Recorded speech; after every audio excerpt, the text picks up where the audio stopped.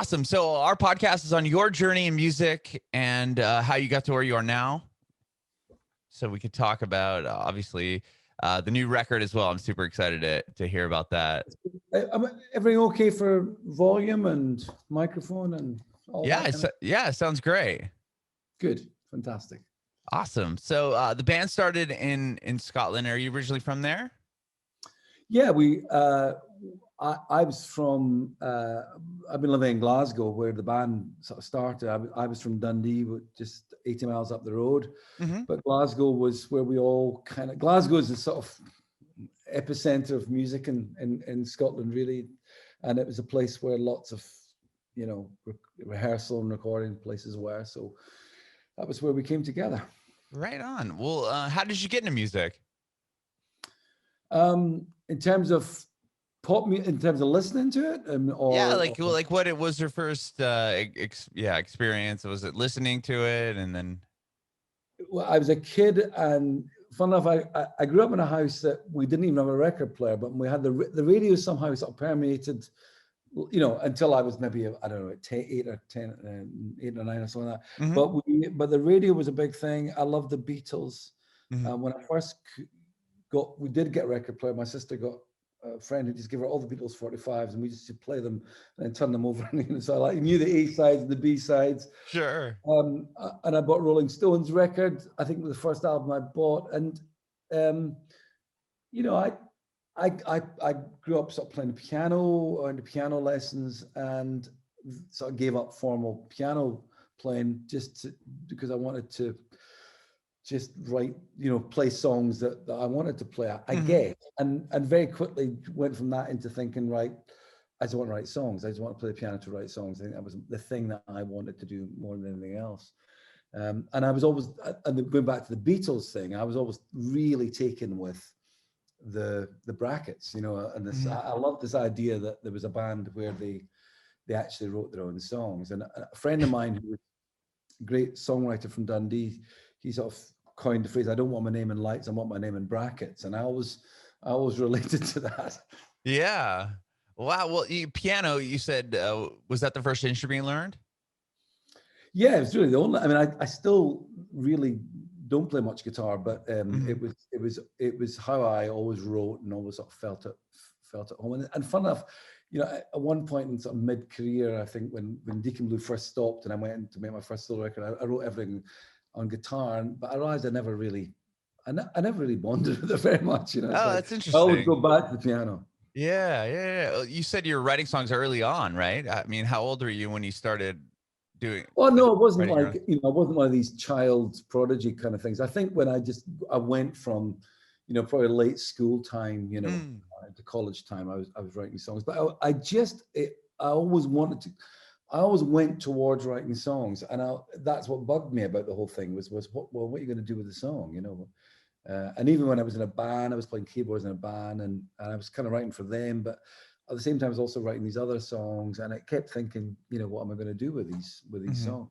Mm-hmm. Well, like, what was that first band? What was the first band you started or joined? Was that like in? Well, there was a couple school? of bands, but when there was a couple of bands, and there were kind of like ad hoc kind of things, and then when I came to Glasgow, I was in a band where future bass player for Deacon Blue, Ewan, was in the band, and I was a keyboard player. There was another guy who was a singer, and we played. I had that great experience of like playing every what you guys would call dive bars. Oh, sure, okay.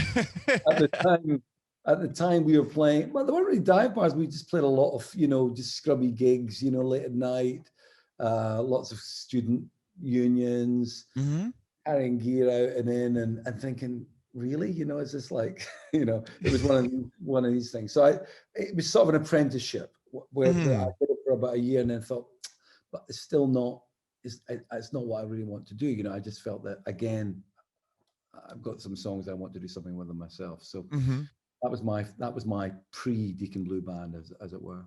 Okay. And what took you to Glasgow? Is it just music in general? You wanted to get, to where more of the epicenter of where music was happening in Scotland? Yes, it was. It was like, as I say, it was a sort of epicenter. And I think that I got a job. I was teaching. I got a job through here just to earn some money. And I think that I felt that if I came to Glasgow, I'd meet other people. I knew one or two people that were putting a band together at the time, and that was the reason I'd come through. And I thought that it was a good place to be, and it Hmm. turned out to be a good place to be. Sure. Well, you were a teacher. That's interesting. Like, is that what you originally the plans were Yeah. to be a teacher?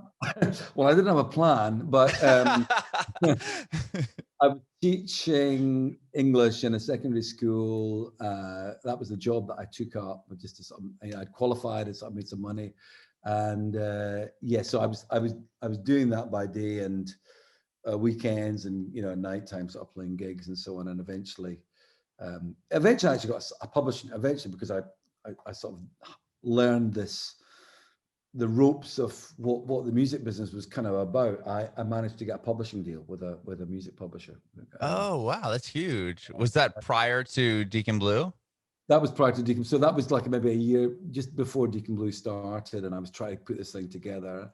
And I think again I was pretty vague about what I wanted to do, and I think I just almost loved the songwriting so much. And they said, well, I said, well, I wouldn't mind just being a songwriter. And they said, well, Hmm. who's who sort of looked at me like, well, who's going to cut these songs, so, unless you do, kind of thing. So um, that was kind of my slightly backwards route into the whole thing. That's interesting though. Like, how did you get the publishing deal? Did somebody just like, were you submitting like your songs? I I mean, with that, aren't you trying to write for other people if you get a pub deal? Yeah. What happened with me was I was going down to with this band I was in. We'd gone down to London, Hmm. uh, and then sort of demo tapes. This is like mid-80s, and we managed to knock on people's doors and say, look, you can listen to our demo tape. I mean, these you could phone up the A&R Hmm. office, Oh, really? get yourself an appointment. I don't know how we did it, but we sort of did it. But I sort of saw the bones of this music business. Hmm. And then a few months later, once I split the band, I thought, well, that was quite good. I kind of got to know these people. So I went back myself. And by Mm. this time, some friends of mine had said, give me some money to make a sort of solo album with some of my songs, just a cassette. It was going to be like a self-released thing. But some of the songs were properly recorded. So I had a sort of in my hand, the sort of, my CV, as it were. And I've Sure. gone, and this time I thought I'll go and see the music. I remember these music publishers. So I went, this very famous company called ATV Music, of course, who Mhm. ended up becoming part of Sony. And they at the time were, I remember seeing the door ATV and they owned Northern Songs. Of course, they owned the Beatles catalog. I thought, this is amazing. Yeah. I left in this cassette tape and forgot about it. And a few months later, phoned them back up and I said, look, I left you a tape there. Anyway, I said, we lost your phone number, try and get in touch with you. So they actually offered me a publishing deal, long short of it. They were the ones that I signed to. And famously, my lawyer at the time said, look, it's not a great deal. It's not really a great publishing deal because it wasn't lots of money in it. Hmm. Uh, but it's short. And it was the best thing that ever happened to me. So I had a publishing deal that lasted until just after our second album came out, which was our biggest record at the time. Uh-huh. And I was able then to sort of sign. Oh, So so you were very already so you mhm. were already signed to that deal when you started, or when Deacon Blue all kind of started going. And Yeah, then were you guys under that umbrella then? Did they have like rights to whatever you were doing at the time? yeah. They actually had given me an option. I think I passed the first option, but they really supported me because at the time we couldn't make any money doing gigs, and certainly in Scotland at that time doing gigs just cost you money. Just putting it on, and Hmm. they were effectively kind of backing us and put me in touch with managers, and eventually during that time, actually, Michael Jackson bought the company. That was one of the things that I remember at the time, that when I signed the company to the company, said, "Oh, well, the only thing is the company's up for sale, and it's been up for sale for years. No one's going to, Hmm. probably not going to sell." Of course, one night I got a phone call to say, "Actually, we've sold the company." I sold it to Michael Jackson. But that kind of worked out in an interesting way because then the company were taken over by CBS Songs. Uh-huh. Uh, Oh. one of the women that really was big, my big Sally Perman, fantastic woman, went over there to work at CBS, and one there was different ways this happened, but one of the ways it happened was that she passed the stuff that we were doing on to CBS Records, who eventually signed us. So it was all to the good eventually. Yeah, that's interesting. Well, like when the band started, was it like you already had these songs and you're just kind of taking people in, and that's kind of how it formed? Were you like, okay, I already have this deal. Do you guys want to get involved? Is that kind of how it started? Yeah, it was really just, I just thought I should really put a band together. You know, I kind of thought about being a solo artist, but I felt I wanted to have a band, I think, just emotionally. And, you know, to be honest, I didn't even know what I was doing.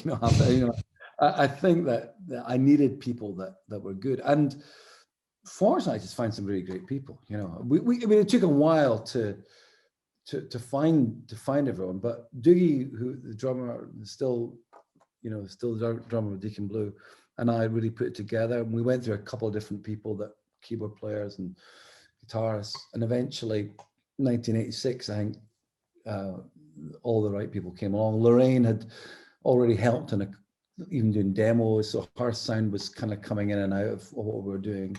And it just, over a few months, sort of came together that we found the right people. And we sort of bluffed them into saying we had a future. You know, we just sort of said, you know, we've got this, we've got that. We had nothing. But then you put out your first record and it did really well too, though. I mean, well, it wasn't, you know, it's funny because it wasn't an overnight success. We never had a hit single as such, but we were in that lucky position that we signed with a label that really wanted to make an album. They wanted to make an album with us. It got a lot of international interest, and people put it out across the world. And they did this thing that they'd never done. They'd only ever done in Australia. They said, if you don't like the album, you can bring it back and get your money back. And whoa, which, you know, it's kind of like, in some ways, sounds crazier than it actually was, because who could be bothered? You know, I mean, you buy a record and you don't like it. Can you really be bothered even going back in the shop? Right, exactly. But it looked good, you know, it kind of looked confident. It looked as if, well, we really believe in this band. So that got a bit of notice. And although we didn't sell tons of records, we were out on the road just playing, doing that kind of thing that you're able to do because you had a record label behind you, were supporting you. We were going out and playing just lots and lots of shows. Yeah, okay. So they were able to put you on did they put you on the road prior to that first record coming out, or was it kind of like strategically like, okay, the album's coming out, it's getting some, you know, sales and stuff, and then they put you out on the road? No, we were out on the road almost immediately. We signed, I think, in 86, and we were doing gigs. You know, we were down playing the Marquee in London. We were down playing colleges. Wow. Even during the making the record, our manager had us out playing gigs. You know, sometimes there wasn't anyone there, but we were out playing gigs, just trying to build up a kind of following. And then as soon as our first single came out, we were out on the road. And of course, we as a band, we were fed up with it. We thought, oh, this is terrible. We should be out, you know, making a next record and all that kind of thing. But it was really what, fun enough, looking back on it, 34 years on, that was where that audience came from. You know, you never get that loyalty from an audience unless you've had that investment and made that connection with people. These people that came to these early shows, they're still there, you know, they're right, which is amazing. That is amazing. That's really amazing. And with that second record, that's the one that you said, I mean, was the biggest record at the time, and it was #1 in the UK. I mean, that must have been a huge moment. And I would think, I mean, they always say like the sophomore album is the one, like if it doesn't do well, the band's kind of, you know, like especially if you had, like, I mean, the other record charted, was it hard to think of like, okay, are we going to be able to follow that up? You know, and when it does really, really, really well, I'm sure that was pretty rewarding. I think for us, it was interesting because the first album, which is an album that people, I would say, love more than anything else, is the album. Raintime's album, people say, oh, that's the album. But equally, we were going out playing shows that were kind of upbeat shows, that were kind of rocky shows, and people say, oh, you know, listen to the album. I didn't get that at all from the album. So we wanted to make an album that, you know, almost reflected the last show. Oh, no, actually, we really like, you know. And it was funny, and we did that. And I think as an album, I don't think people love it as much, but it did contain all these kind of hits. So it was one of these things that I think kind of worked, you know, and it worked in our favor. And it also meant, oddly enough, that the first single off that album came out so far ahead of the album coming. I think it came out 7 months maybe before the album came out. Mm-hmm. So the only album that people could buy was the first album. Was the so first record. Yeah. So that it worked. It worked in lots of ways. Yeah. With that second album, were the shows bigger? And I mean, obviously, you're probably gaining a bigger fan base, but with the success of that record, were you seeing quite a jump? Well, I remember we were mixing the record with Bob Clement, and we were in the studio. Our manager came in and said, "I've just been talking to the agent, and he wants to." This is like maybe January of 1989, and we'd actually got really late we'd taken longer to make it, and we wanted to get it out that spring, and we were kind of running against. Fun enough, Lorraine and I were still doing vocals in one studio, bringing tapes over for Bob to mix. It was one of these ones that was trying to fit a deadline in, and we'd had a tour booked for when it came out, but our manager said, "Look, the agent wants to put shows in at the end of the year, and they're quite, it's quite difficult to get these venues. He wants to book Wembley Arena, which wow, 12 people, and these arena shows, and that's really serious. It's just like crazy, So, but no, as it turned out, that was the thing to do, and we ended up doing more of these shows, of course, on the back of that as well. Sure. Wow. What was it like playing those first arena shows? That must have been crazy. To be honest with you, I didn't enjoy. I never really enjoyed them, because I sort of felt that and listen, I would, if someone said, and we are, in fact, fun enough, it's really odd, but the tour that we had just had, the tour that we've just not been able to do because of COVID, which was in the end of last year, there were arena shows. For the first time for ages, we had about, I don't know, a good few arena shows back in. And we were, it's great that people want to sell that number of tickets. Mm-hmm. But I always felt a little odd about that. I always felt that it was more difficult just to be, you had to be a certain kind of show, that wasn't necessarily as intimate, and it wasn't necessarily the show you wanted to do. Now that may have come down to just be inexperience, and now I would maybe think, well, why would you got to do the thing you got to do. Mm-hmm. So I didn't enjoy them as much as I maybe could have done, but I think maybe everyone else did. I'm not sure. Yeah. They were always exciting, and there was excitement about them. That was true. Sure. Was there a different approach when you went to that big stage? Like you're talking about, like you have to put on a bigger show. It's not as intimate. Like were you? Yeah, and like trying to adjust your set or your show any bit? Yeah, I just think everything had, you never had that sort of feeling of having a conversation with people. It always like make statements, and make statements. I like that.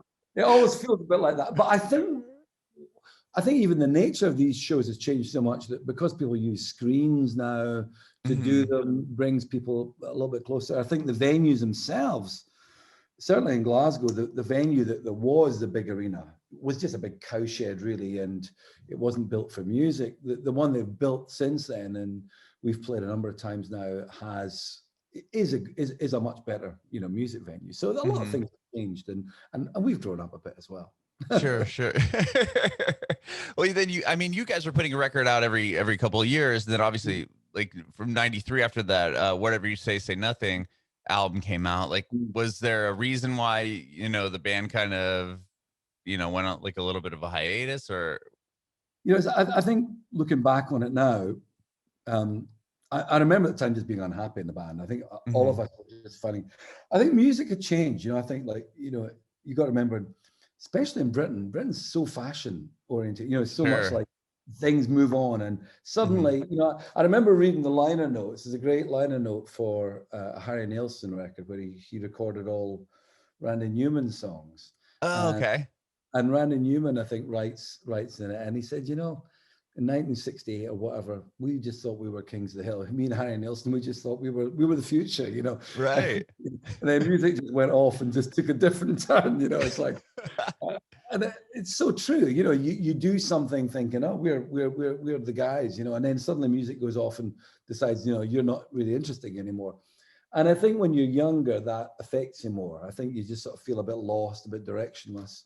Mm-hmm. I certainly think that we felt that we had to, you know, we couldn't just go in and make a record and say, oh, like 6 of us can know what we're doing. I think we needed direction, and it just didn't seem obvious to me that there was another record to be made together. And Mm-hmm.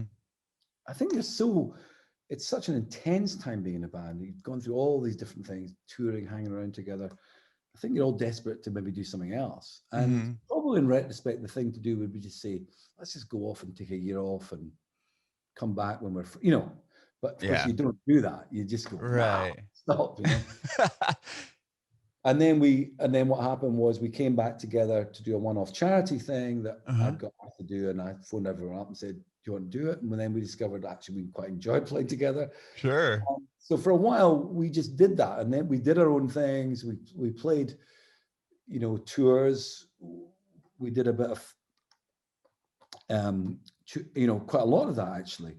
But it came to a point where we thought either, you know, we're going to play the same repertoire all the time, or we're going to do something new. So the decision then came in about at the end of maybe, I think it was about 2008, 2009, we're coming up to this decade or the last decade. Mm-hmm. You know, either we're going to do something new and something creative and really be a band, or not, let's not do it at all. And we opted to do the creative thing, and that's really what's revitalized the band, I think. Sure. Yeah, that's huge. And then I mean, going from that hiatus, I mean, you said you're putting solo records out. Was it difficult when you're writing the solo songs, did you know that they're only solo songs, or was it like, oh, this could be a great Deacon Blue song? Do you know, the funny thing was, I for a long while, I just couldn't think of writing a Deacon Blue song. Every time it came, we did a thing. I remember Sony wanted us to do a compilation where we put some new songs on a new compilation in the mid 2000s, and I found it really hard work. I was just, you know, what do I do? You know, it's like, I don't even know where to start. The guy that I used to work with, a bass player I worked with, but just go back to doing what you did, and I couldn't get my head around it. And for some reason, the Hipsters was the breakthrough. I'd had a meeting in London. We were looking for new management, and this guy said to me, Nick Stewart, who for a short time became our manager, but that didn't work out, but he's still a good friend. And he just said, you guys need to make a record. You need to make, you know, he was like, said with such a big sort of, but you need to make an album, and it needs to be out there, and that's what you need to do. And I came home from London, I came back, and I literally wrote this on the Hipsters in the next day. Like, oh wow, like that was what we need. And it all just became really clear to me. It was like, yeah, because I'll have great musicians. It can sound as big as we want, because it's not me, it's about Lorraine's voice, it's about Jim's keyboards, a really big sound. And I thought, let's, instead of just thinking, what am I going to do? In fact, let's think, I've got all these great players, they can all play, it's going to be brilliant. And so instead of it becoming a kind of burden, it became a release. And I don't know why that hadn't occurred to me before or whatever, but it suddenly, instead of it becoming a chore, it became a joy. Oh, okay. And then, but that was like was it kind of a chore? I mean, you had 2 records prior. I mean, after you guys kind of reunited, was it just meeting that guy in London that kind of shifted your mindset as far as the writing process? It was a mixture of these things. It was a mixture of us saying, like, either we're going to be creative or not. And it was and definitely a conversation with Nick in London was like, make a record. And I'm like, yeah, exactly. Sure. This will be great. So it became, you know, obvious to me what was a Deacon Blue song, because we could have all this. All the guys could play on it, and it could sound big, and we shouldn't be afraid of it. You know, it should be sort of, you know, let's embrace it all. Right. Yeah. And I mean, and then you put out 4 albums after that. I mean, or 3 albums record, or 3 records after that prior to COVID. Like, where were you guys at with COVID? Like, Well, we were in the, how did that affect you guys? we were in the best place possible. Like a year ago this weekend, I think we were coming up to mid-February. We were coming up to release our album in the beginning of March, and Mm-hmm. we were doing lots of promotion. We had lots of TV lined up, which we managed to get done actually. And the album came out. We got the highest chart position we'd had in 23 years or something. It was incredible. Mm-hmm. And everyone was feeling good. And then we were aware of this thing that was, Happening. coming along. And, first, fun enough, we were in Australia and New Zealand just before Christmas last year. And it's quite possible that we even got it, that I had it then because I had terrible fever and Oh my gosh. But then we came back from releasing the album, came back from London. We got the chart position in. By that time, I was beginning to feel kind of rotten. And before I knew it, my son and my daughter's partner is a doctor. And I said, listen, I'm feeling really bad. I said, you should self-isolate, So I self-isolated for a couple of weeks, feeling just the worst flu ever. The next thing, oh my gosh, Lorraine had it. Feeling worse than me, and actually Doogie, our drummer, also had it. We'd been together. So whatever happened, we definitely had a sort of, it was before you weren't even, there was no way you could get tested. Right. It was just, at that time it was just, if you're feeling bad, you probably had it, right? So in some ways it was good because we felt we had it and so on, but it wiped out, all the possibility then of us promoting that record. I mean, not because we had it, because we just couldn't go on tour. And we had more shows, I think, lined up last year than we'd had for ages, a huge tour. So, the rest of the year just got lost, and that was why we wanted to make this almost little mini album, just to, to do something. Yeah, I want to talk to you about this new album. So right prior to COVID, I mean, you guys put that record on in March 6th, you said, and then the world pretty much shut down like 4 or 5 days later. Was that like, did you guys kind of see the virus starting and we're like, hopefully it'll just blow over, let's put the record out? Or was there ever like a prior thought? Because I know like here in the States, like around January, people were like, okay, this could be, it was like there's chatter about it. Like, I don't know if that even crossed your guys' mind at that point. Yeah, we were so, to be honest, we were so absorbed in our own, our own record coming out. It was just literally what happened was when I always remember that we'd gone down to do a breakfast television show, which comes out of Manchester. So that's like halfway down to London.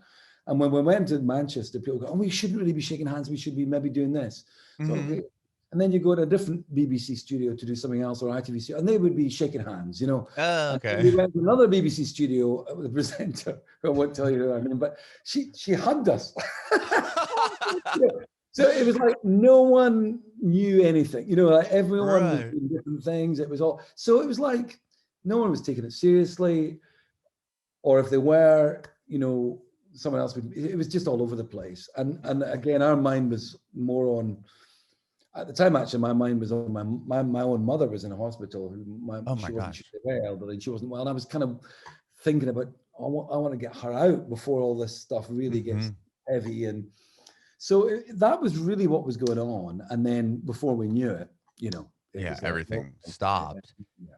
And then how quickly into that where you got you wrote this new record all during quarantine, right? Like, how did that all happen? And was it like, you know what, we might be in this for a long time, let's put something together? Like, how did the record come about?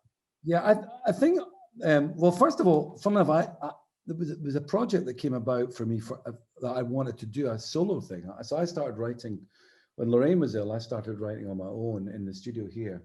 Oh yeah, I see your Shure mic back there. Yeah, SM7. I started writing a thing I want to do, and immediately started recording it. So I'd done a solo record before that called Short Stories Volume 1. And I decided immediately that these songs came about. So I actually wrote and recorded this record in the spring. And then by, I don't know, maybe early summer, it was obvious the tour wasn't going to happen. And we'd found this song, and I'd sent the song to my manager. I said, listen, not long after we finished the record, I think I have songwriting on the title Love that Lorraine and I wrote that feels like it could have been part of the record, or maybe it could have been a follow-up. So the thought at first was, right, if we go on tour, let's put that out as a single, maybe an EP or something like that, and we'll maybe strap it on the album.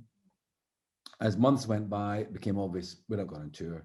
And so the summer, we said, right, okay, well, that's great. Once the first lockdown ends, we can all get in the studio and we'll record a song and we'll see what happens.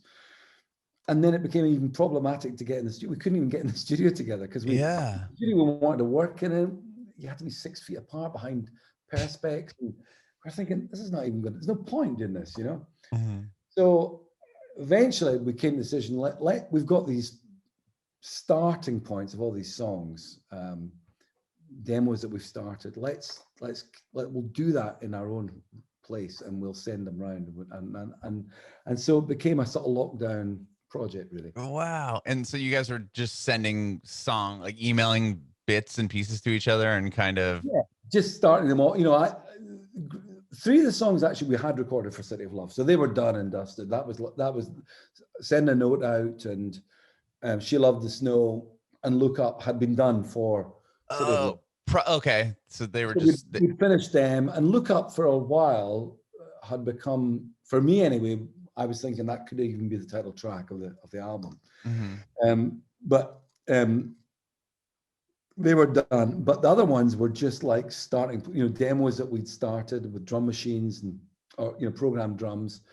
So what we did was we'd do some vocals here, and then send the thing up to Gregor. And he'd never recorded drums in the studio before, but he said, okay, because Gregor loves doing these things. And he's got a lovely old, beautiful old vintage kit in his studio anyway. And he mic'd it up, and Doogie went up and he recorded the drums, and we put the drums. So the drums went down last, it was kind of fun. Oh, interesting. And then we got Lewis up as well to play bass. Gregor had played the bass in the demos, got Lewis, because he's a great bass player, to come. So it just went round. And then Jim's studio, which is again in a different direction, 40 miles a different direction. He's got lots of nice pianos and stuff like that there. So he put his piano tracks down, and then they came back to us and we vocaled them here. So it was just all, then back to Gregor's to mix. It was all that kind of stuff. Yeah, like sending it around, and like that must such an interesting way to put an album together. But I guess you have to kind of adapt to the situation. Exactly. Oh my gosh. And now, I mean, you just put the record out last week or 2 weeks ago almost. And as far as releasing it and promoting it, obviously it's a whole different world. Is it weird to kind of tackle that? I never moved from this position. Oh, it's funny. I've just been, speaking to people across the world, and it's funny. And there's a bit of you that thinks, maybe that's, there's a bit of that's quite good. I mean, one of the interesting things for me is that one of the big BBC Radio 2 shows that we would normally do, we'd all have to go there to London to record it, to do it live. It's like a breakfast show, and it's a massive, millions of people listening to it. We've done it a few times, and what they do is they have friends around Friday, and they often have big movie stars there who are promoting films. So that I think the last time, amongst the other people that have been there, like you're sitting here, it's a tiny studio. You've got to get up, play live. In front of you will be the guy that plays Harry Potter. If he, what was the guy that calls Saul, Bob, the guy that was in Breaking Bad that played the lawyer, Better Call Saul, that Better Call Saul, yeah. I can't think of his name right now, but I know who you're talking about. He's there. John Bon Jovi is sitting over here. Oh my gosh. It's that kind of thing, you're thinking, and then you've got to sing in front of them, and they're all. I was gonna say, was that intimidating to do? I mean, in those situations, not only is it live, but sound check at 6:30 in the morning before the studio opens. It's all this kind of stuff. Anyway, because we couldn't do that, last week we got to go in the BBC studio up here and do it ourselves. We still did it live, but without any of that. So there's been kind of nice bits that you think, well, why couldn't we have done that you know, before. Right, before. So that's good. But I think, you know, the main thing is, I think I still really feel you miss the connection with people. You miss going in to see people, having these informal chats, getting a bit of gossip, you know, that the stuff that you just do in normal life. Mm-hmm. I think that's what we're all really missing is, you know, to have a kind of quiet conversation with someone. Normally you think, oh, I'll bump into them at such as Sure. bump into anyone at the moment. Yeah, you can't bump it, bump into your wall.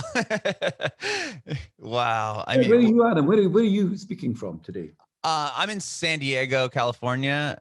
I'm Oh, actually in my mother-in-law's house. We're moving to Nashville. are you? Yeah, so we just last night was kind of the patch the walls, paint the house, and do that type of little things. So we're staying at my mother-in-law's house for a Oh, week before we move out to Nashville. We're really oh, excited. wow.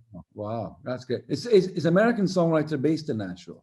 Yes, it is. So that's why we're kind of taking our way that way, and Yeah. hopefully once everything opens up a bit, we can do some cool like events. I mean, these were always in person prior Yeah. to this, and Yeah. Yeah. yeah, it's just such a different world now with everything over Zoom. Have you I had a know. chance to do like writing over Zoom or anything? Like, are you doing songwriting sessions or not really? No, I've kind of put off a little bit. Funnily enough, I have a commission at the moment. One of the things I have is that I did a musical about 4 or 5 years ago, and we were in just before this started. I'd had one musical meeting with a book writer for a new musical, and she and I met. It was literally like we met in a cafe, and we were doing the elbow thing. So it was just before lockdown, and we were still a bit nervous. And we had a meeting, we had an idea, and then we had a Zoom call with the producer, director for the theatre company, and we got a commission. Like, this is like really early on in the whole lockdown thing. And she said to me after, "Is that the easiest commissioning meeting that you've ever had?" I said, "I can't believe it." Like, that was it.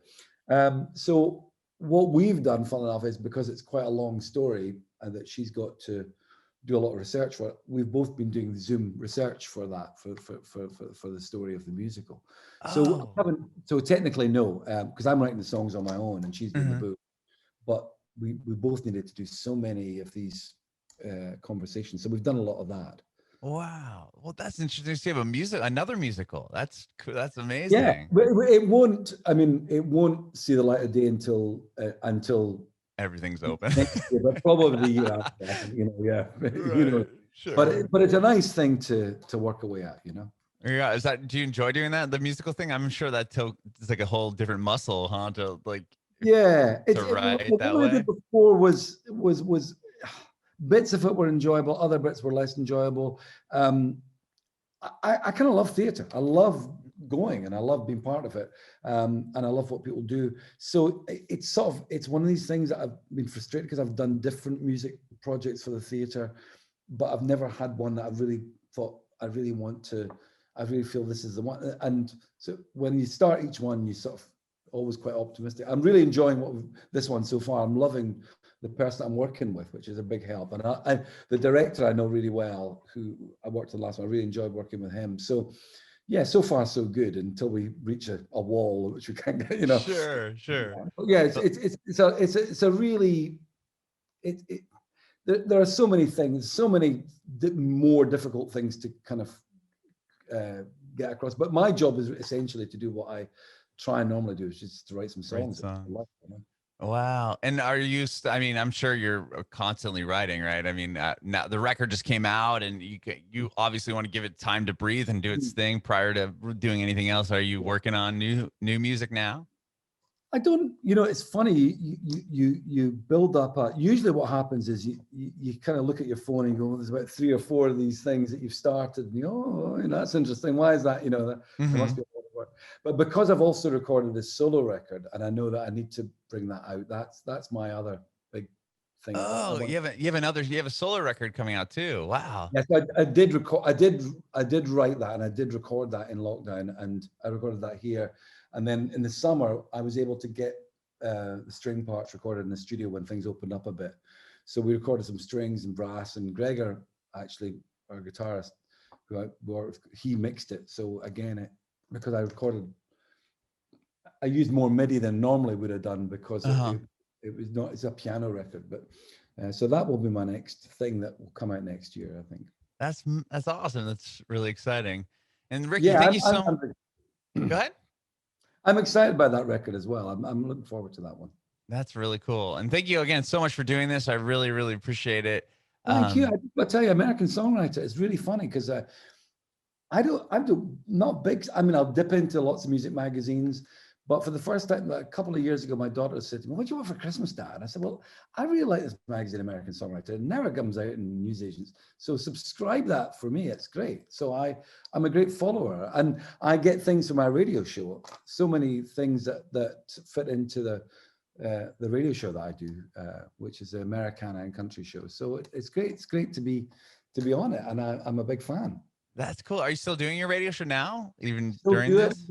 We do it. We've managed to do it live fun enough, it's the one trip I make definitely every week is I go into the BBC and record a show. This is my producer and me, so we're allowed to be socially distant. That's amazing. And I actually recorded a whole lot of interviews for it like this now, because people are at home. And, right, exactly. People are willing to do it.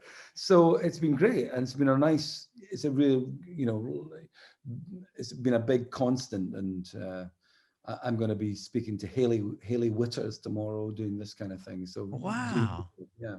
That's really cool. That's awesome. And Ricky, again, thanks for doing this. I have one more question for you. I want to know if you have any advice for aspiring artists. I